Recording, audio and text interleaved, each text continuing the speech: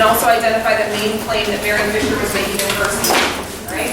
Then we're going to continue to work in small groups to identify rhetorical devices.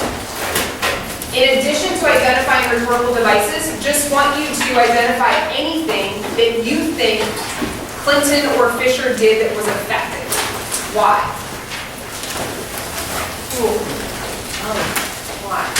Can you just, because, I mean, if they were able to be effective in this, we kind of wanted to take that and do it. yes. Okay, so then we're going to come back together at the end of class and create a chart, right, for all of us to use about what an effective speech has. What are the qualities of an effective speech? Okay? Why am I not just telling you, these are all the qualities of an effective speech, now write your speech?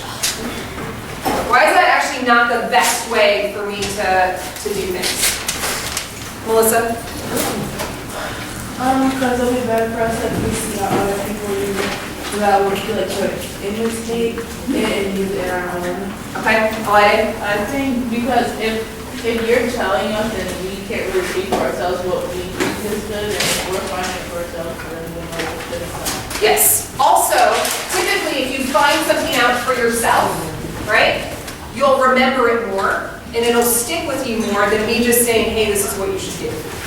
Okay? All right. So what was Hillary Clinton's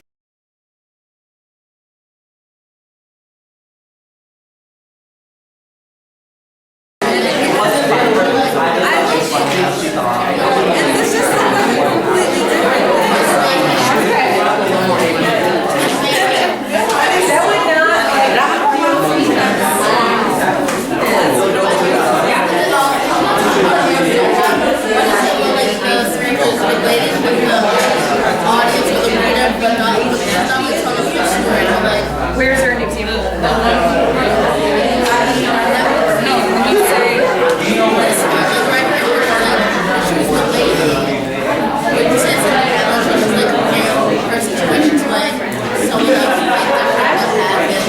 Yeah, you can say it. I don't know if it's exactly that. You can say it's been right?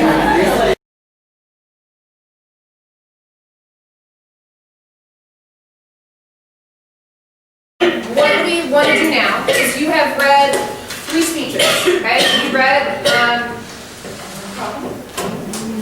MLK's I Have a Dream speech. You read Hillary Clinton's speech to the UN, and you read the speech by Mary Fisher to the Republican National Convention, okay? You're thinking about all 3 of those speeches, all right? What we now want to do is identify what are the qualities of an effective speech, okay? So that you guys can have all of those qualities, right? To then work on your own speech, okay? I forgot to transition us back. So go ahead, move back into rows, and then we'll...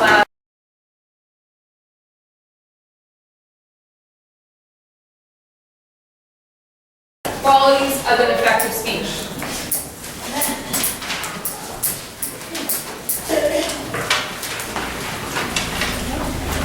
Okay, listen and write them down too. You know, my handwriting is not good. Jayla. I feel like I have like a little bit of anecdote, not a lot.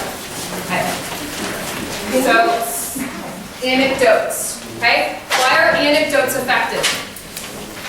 Why are anecdotes effective? Melissa. Anecdotes are effective. They appeal to those a lot, so that it's actually like incredible and you know, there's like examples like your topic that you're talking about. Okay. So I heard Melissa say it appeals to pathos, but it shows that you're credible. What does it mean to appeal to pathos?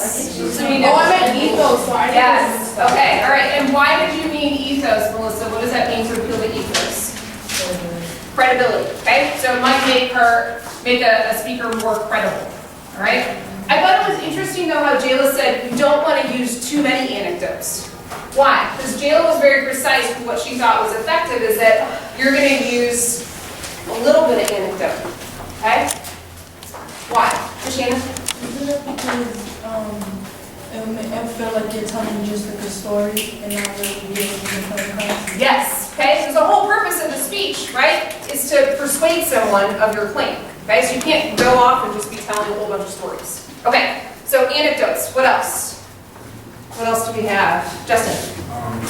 Facts or statistics. Yes, we want to have some facts or some statistics. Okay, why? Ishmael, why do we want to have facts and statistics?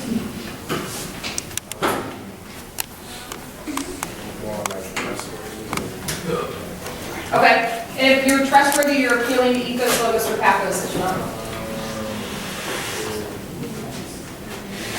Ethos, okay? So this would also appeal to ethos, okay? Do you want your whole speech to be a list of facts and statistics? No. Okay. All right, what else? Sandia? Yes, ma'am. The fact that word is part of the logo.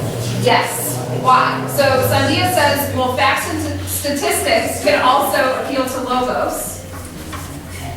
Okay? Why, Sandia? Because logos is appealing to logic and reason, and using facts and statistics. There you go. Would only make your argument stronger. Yeah, makes your argument more reasonable. Okay? Israel. I was gonna say sentence structure. Say again? Sentence structure. Sentence structure. And what's the like sophisticated word we've used? Yeah, Israel? Syntax. Syntax. Okay. What else about syntax? Why is syntax particularly effective? What effective sentence structures did MLK or Clinton or Fisher use that you guys thought, oh, I could use that in my own speech maybe? I could do that. Jayla? They have like a very long sentence, maybe like a short one, like hold behind it. Okay, so we've got some longer, complex sentences followed by a short, simple sentence. We've seen this before. Sherman Alexie did this. Okay, why is that particularly powerful? Elijah? Because it makes the short, simple sentence stand out and show what you want. Yes. Okay. All right. Excellent. This is great. We've got a lot of participation. Let's hear from some more people. Brittany. I was gonna say Anaphora. Yes. And remind everyone what anaphora is, Brittany. Yep. Okay. So that repetition of a word or a phrase. Do all three of the speech writers that we've read so far use anaphora? Yes. Okay. Why is it effective?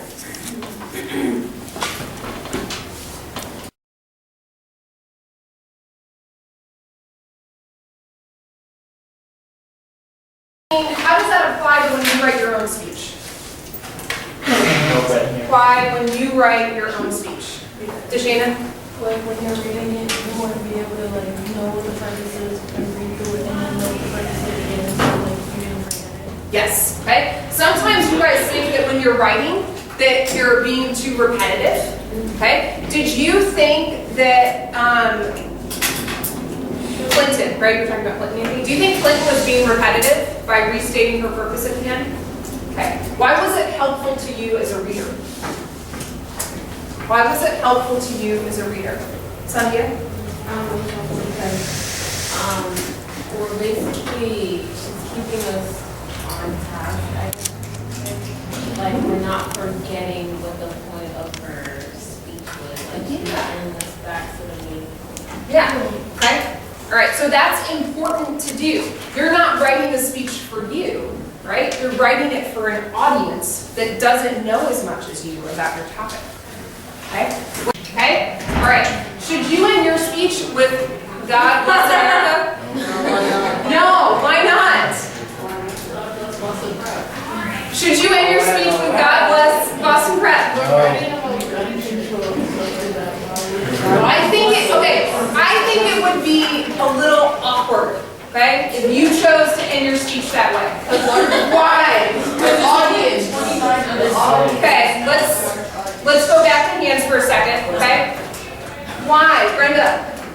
Because because if we end it like that and everybody does it, the only thing you're really gonna remember is God bless Boston Prep. God bless Boston Prep. That's all you're gonna remember. You're not gonna remember the main concept of the speech. Okay? What else? What would be another reason? Michael? Okay, so you know your audience. All right, so I think that one thing I'm going to add up here is that they thought about who their audience was. Okay?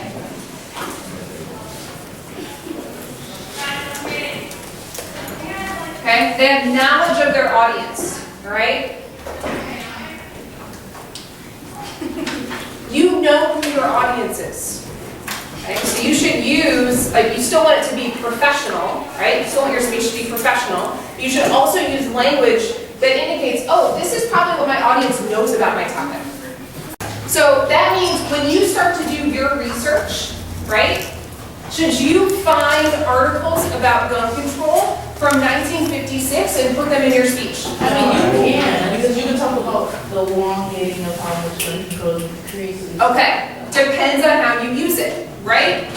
Don't use a fact from 1956 to say this is what gun control should be in 2013, okay?